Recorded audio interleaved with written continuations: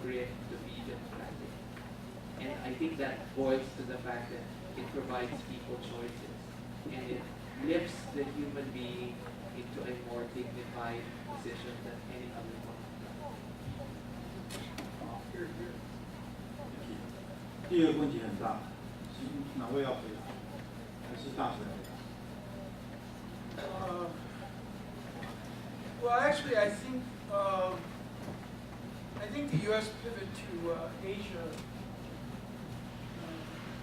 I think the U.S. pivot to Asia is real. I know there's a lot of skepticism. I think earlier it was said that it doesn't have much substance.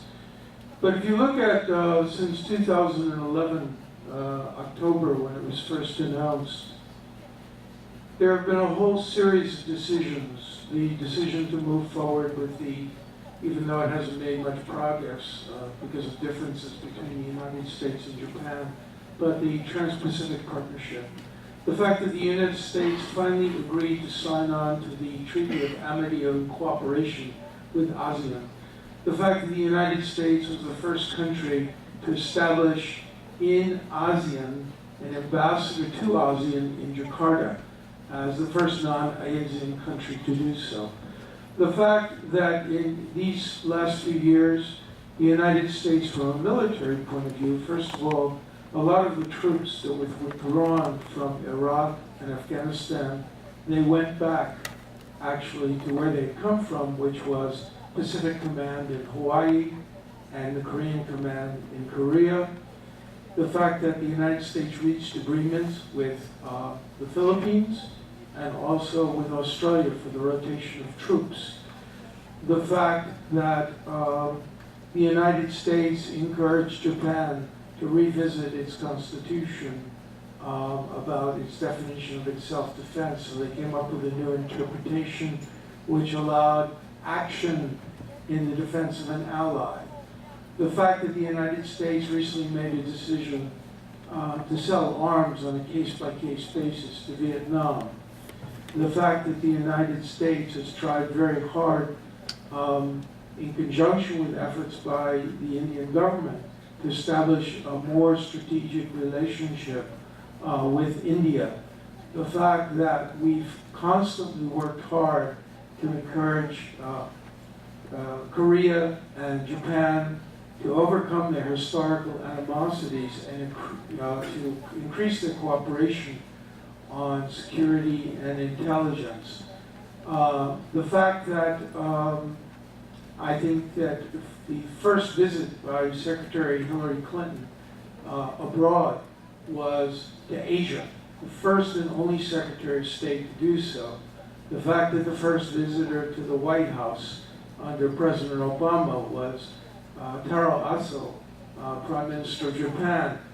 The fact that the number of visits that our presidents and our president and our Secretary of State, two of them now, have made to Asia far exceeds what predecessors have done, showed a new attention and emphasis.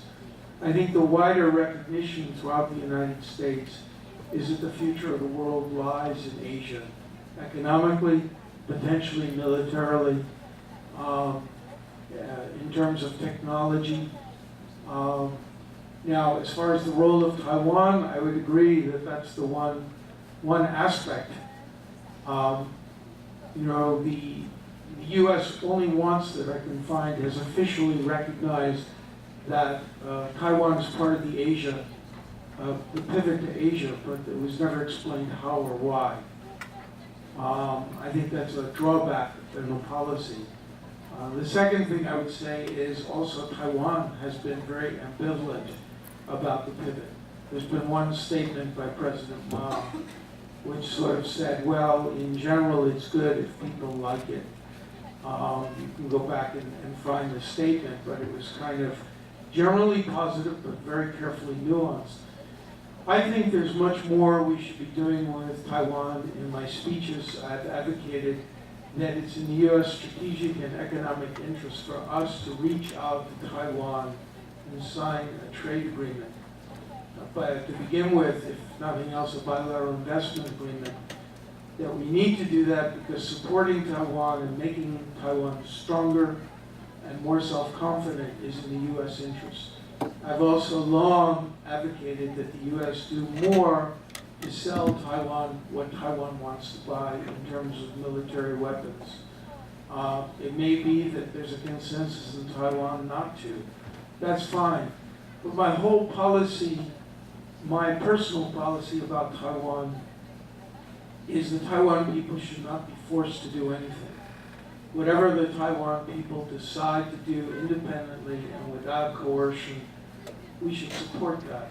Because I believe in democracy, and part of being democratic is you have to respect the rights and wishes of other people. So I think the pivot is real, it's imperfect. Almost all policies, I worked in the US government for 34 years. There are so many policies I thought were wrong. There were so many policies that were announced and were never effective and never followed up on. I've given lectures in which I've criticized extensively US policies, particularly policies coming out of 9/11. But I think the pivot to Asia, I think, was strategically necessary, was timely, and it was inevitable. And I think it was the right policy to make, and I think there's more substance to it than I think people give it credit for. I don't know if that answers your question. I think what the ambassador said just now serves as a very good conclusion for our seminar today. If the panelists agree that we can call it an end right now. And on this occasion, I think for your participation and your comments. I hope the audience is happy with what we have been performing so far. So, happy to conclude it. Okay? Thank you.